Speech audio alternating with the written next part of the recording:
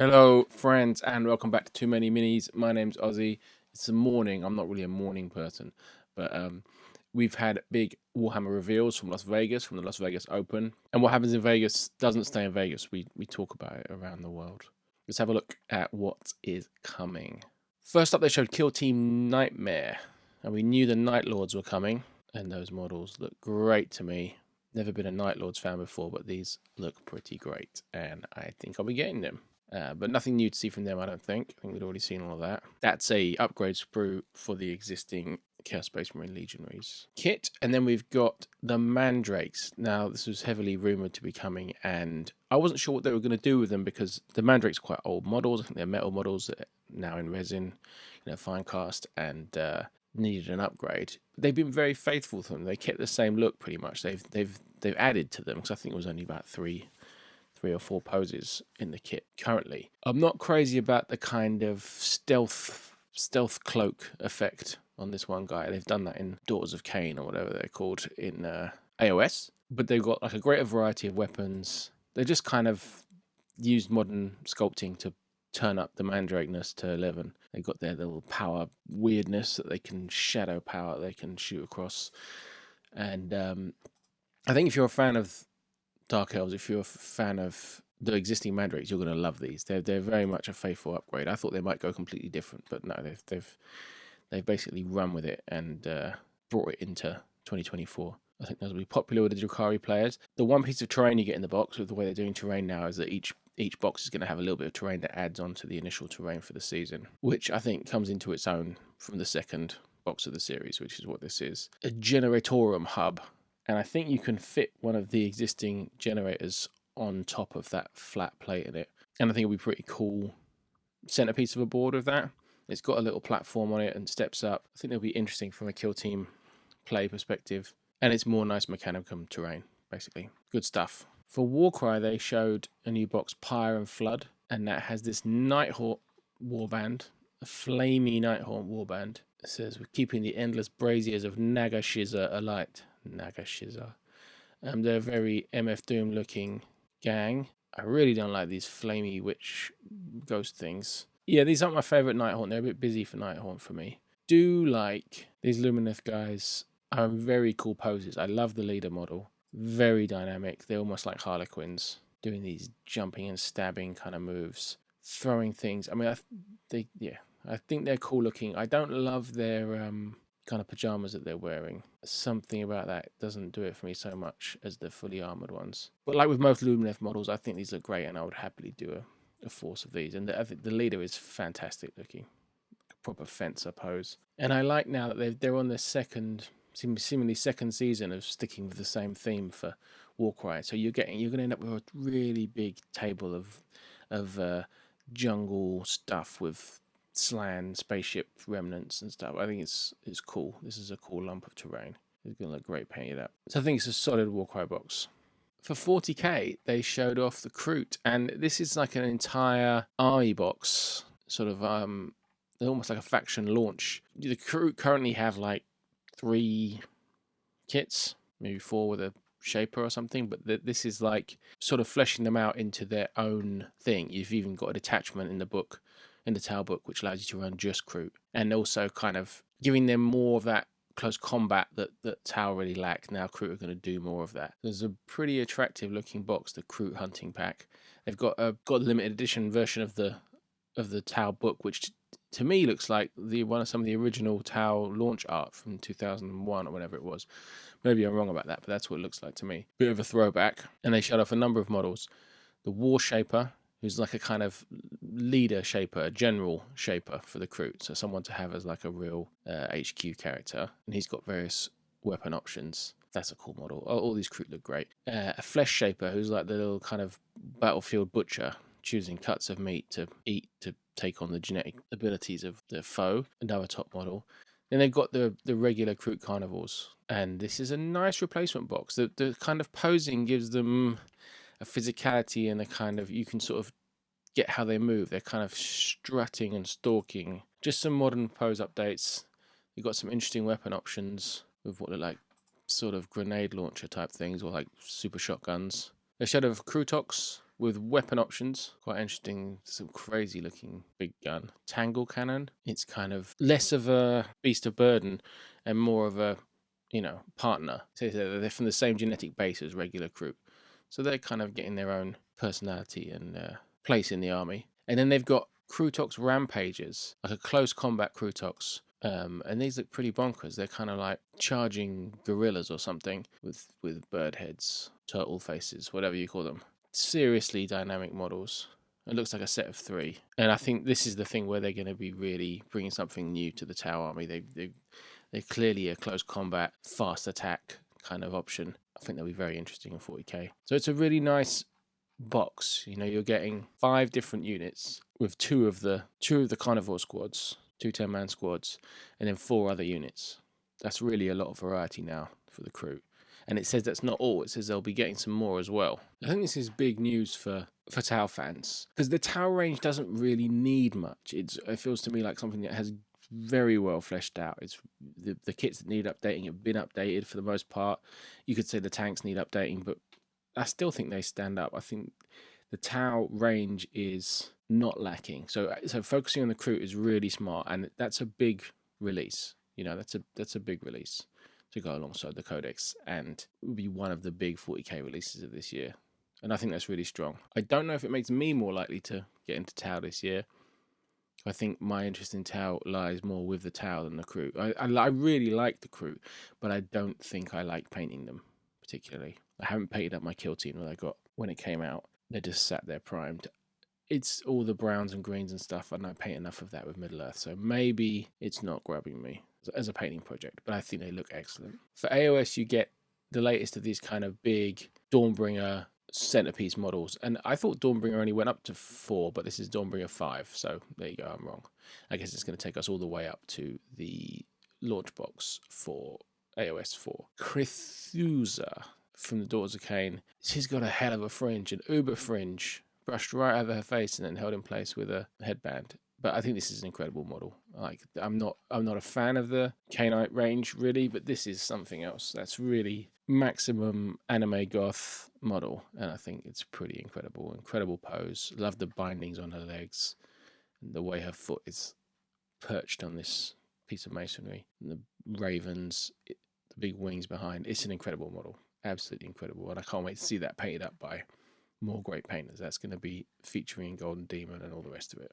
So another great individual model. The weird one is the other release from Dawnbringers 5, Shadow of the Crone, is this little warband for the Cities of Sigmar, taken from a Black Library book and Warhammer Plus animation Undercity, Callous and Toll. But it's weird because it's like a Warcry warband or an Underworlds warband, with sort of a small number of characters as a warband. And I guess if you think that the Command Corps is also like a small character-based warband, it's an interesting direction for them to be going with AOS.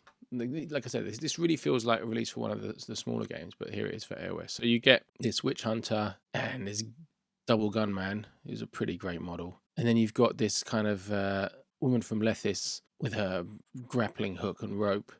That's a pretty great model. And then you've got this kind of Miss Varentia, the Weaver of Secrets, kind of Agatha Harkness model with creepy old cat, and that's an incredible model. Like, that's got to be done. Look at that. And they have a Lord Castellan, Stormcast Eternal guy, just with a Griffhound. I think it's a weird little character unit, but they're all great models.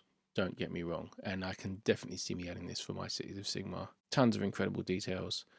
Top painting project, and I suppose it makes sense as a kind of a bit like Gaunt's Ghosts or something. It's a book character unit, but they're going to have the full AOS rules. This one left me a bit cold. It's a Flesh Eater Courts Underworlds warband. It's kind of Beauty and the Beast theme, but not so beauty. Zondara and Furlane, lovers, where he's been turned into a beast, and grim-looking gravedigger guy and a zombie.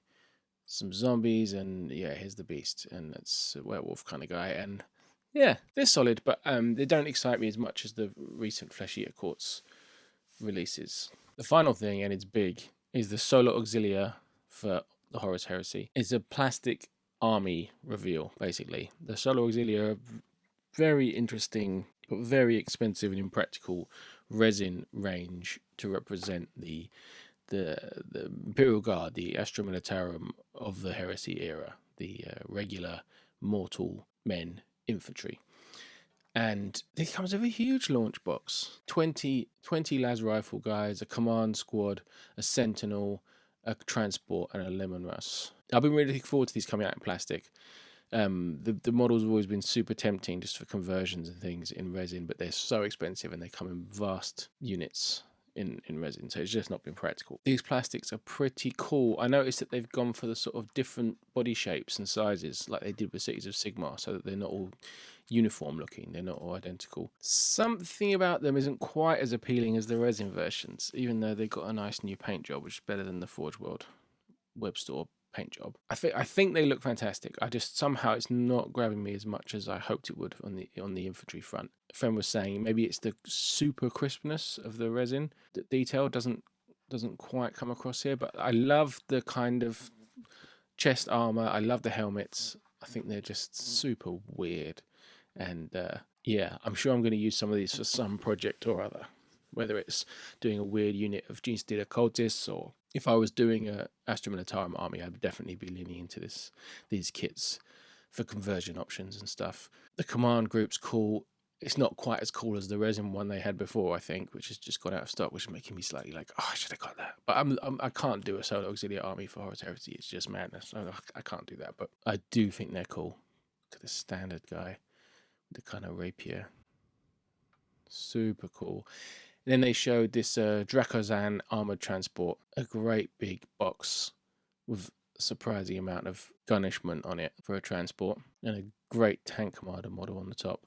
Really good. Look at the backpack he's got. Lots of weapon options for protecting that. And then they showed off the Sentinels, and the Sentinels haven't really appeared in Heresy, I don't think. We've seen them in the Legions Imperialis, but these Sentinels have not been in resin.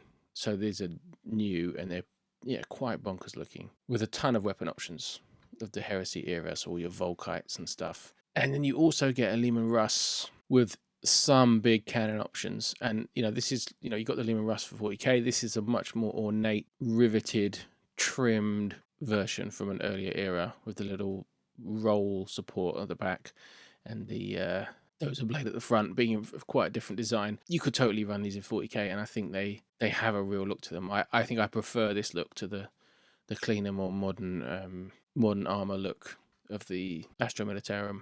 I think this solo auxiliary tanks look awesome. So it's got like 3 cannon options, and then later on they show that there's a kit coming individually which has even more options. Then they show off the Valateris Storm sections, and it says here they can be the Stormax ones as well, so that's kind of replacing 2 kits from Forge World. I love this commander guy, the sergeant. So cool. His little sword, drawing his sword. Then they have Volkite calivers, and interesting that they're doing them looks like they're doing them out the box as having a particular weapon option, whereas with the Marines for Heresy, you get them as generic guys, and then you buy upgrade sprues with weapons and weapon arms. There's will be different tack with these guys. And then here's this Leman Russ with more options or different options.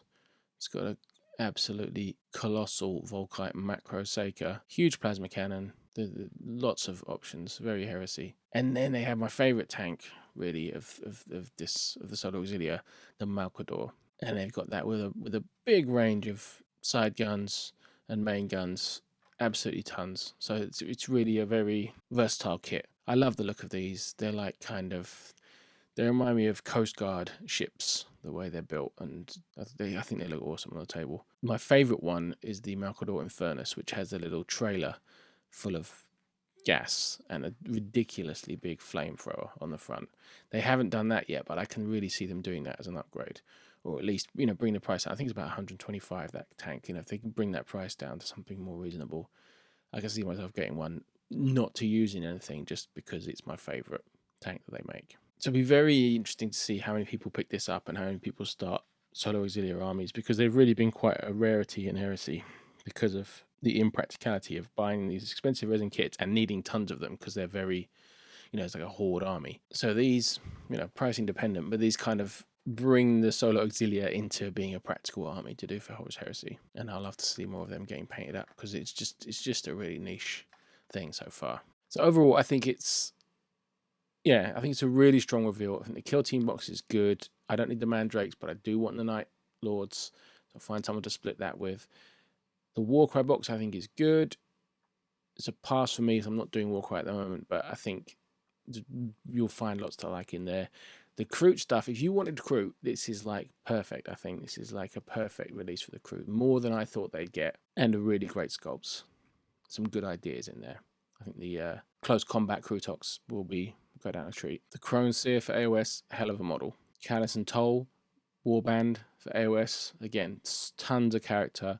More great Cities of Sigmar stuff. Zondara's Gravebreakers for Underworlds. I'm not really into that, but I can't want every Underworlds box. And then the Solo Auxilia is just a huge thing for Heresy, in my opinion. I think you're really introducing a whole nother plastic army to what is effectively only one so far because of the Marines, good or bad or whatever, traitor or loyalist, but it's the same stuff. Whereas now you've got a whole another plastic army in the Solo Auxilia, and I think that's really exciting for Heresy. I hope it does really well, and I'll definitely pick some up to do some kind of project. I think I have to see what. Because if I do Gene Stealer Cults, I'll be taking their helmets off, and their helmets are amazing. So, yeah. What do you like? I really want to know what do you like from this? What are you excited about? What's good for you? We'll get more news tomorrow about the next Old World army. That's from the sort of launch event for the Old World at Warhammer World tomorrow. So that'll be interesting. So it's kind of go on all fronts except Middle Earth. Obviously, we're still stalled in that regard. But I think it's a super solid Las Vegas Open reveals, and quite a lot, maybe more than I was expecting. I was expecting to see an Orc. So maybe the Tau are coming in ahead of them.